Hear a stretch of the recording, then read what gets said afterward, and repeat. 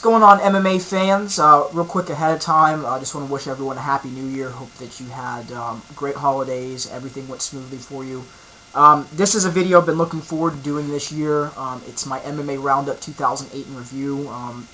Other guys here in the MMA YouTube community are going to be doing videos on this as well. I know Carson's doing one. So I'm going to run over my normal categories, which is KO, sub, fight of the year, bag call, event of the year. Normally it's of the month, but event of the year. But I'm going to add two categories, beatdown of the year and warrior of the year.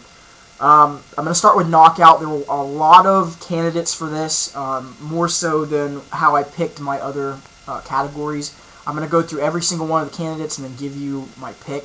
I don't have an extensive one on all the other ones, but just on this one because there were so many really good knockouts that stood out to me. Josh Koscheck's knockout of Yoshiyuki Yoshida, the Mike Swift Jonathan Goulet knockout, the Jeremy Stevens Rafael Dos Anjos, Vanderlei Silva Keith Jardine, Kevin Burns Anthony Johnson 2 left high kick, Matt Wyman Thiago Tavares, that was a nasty knockout.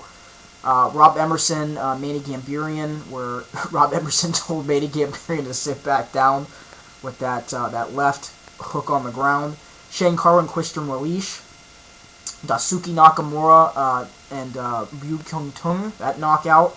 Jagar Mousasi and Ronaldo Jacare Souza, the up kick knockout, and then Alistair Overeem over Hyun Lee. And then Melvin Manhoff with the vicious knockout of Sakuraba. So, those were all of the ones that I picked as far as candidates. Now, my KO of the year, I gave it to Melvin Manhoff over Sakuraba. That was just a nasty knockout. If you haven't seen that, make sure you go check it out. It was on the Dream 4 card.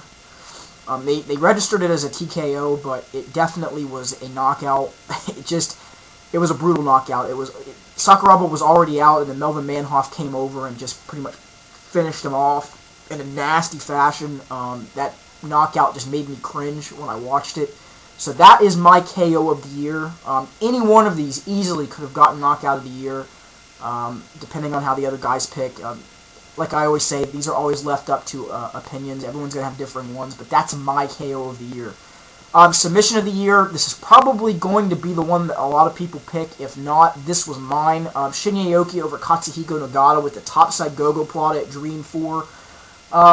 This submission, as rare as it is to see a go-go pulled off, you normally don't see it pulled off, but by guys that are of this type of caliber as far as grappling is concerned. Aoki, one of the best grapplers in the world, absolutely disgusting off of his back, absolutely disgusting on his top game, and he just pulled off. This submission was just unbelievable. When you watch it, you're just like, he is not going for a go-go from top. Yes, he is. And he tapped the guy. Unbelievable what Aoki does. He is just a nasty grappler, and he gets my submission of the year with the topside go-go at Dream 4 over Katsuhiko Nagata. Fight of the year, I have Eddie Alvarez over Joaquim Hansen at Dream 3. This was a great fight all around. It was back and forth, with sustained action. Both guys had some good shots. It was just a really good fight. A really good fight. You could have even put the Eddie Alvarez Kawajiri into this category just because of the way that it went, even though it ended up getting stopped. That one was going towards possibly being fight of the year. And then you also have people talk about Kenny Florian and Roger Huerta being up there, the Jens Pulver, Uriah Faber, Yoshihiro Maeda, and Miguel Torres. Those are all worthy candidates, but this was my pick, was Eddie Alvarez, Joaquim Hansen. Bad call of the year, I think this one, again, is one probably everyone's going to pick, but Steve Mazzagatti giving Kevin Burns the TKO victory after repeated eye pokes on Anthony Johnson at UFC Fight Night 14, and continued warnings. And why Burns wasn't disqualified, why he wasn't DQ'd, I don't know. And I'm sure Mazzagatti, that call haunts him, and he still probably thinks about that. But that was a bad call. That should have been ruled a DQ, if not at least a no contest. But Kevin Burns got the TKO victory. Event of the year, UFC 91 was my event of the year.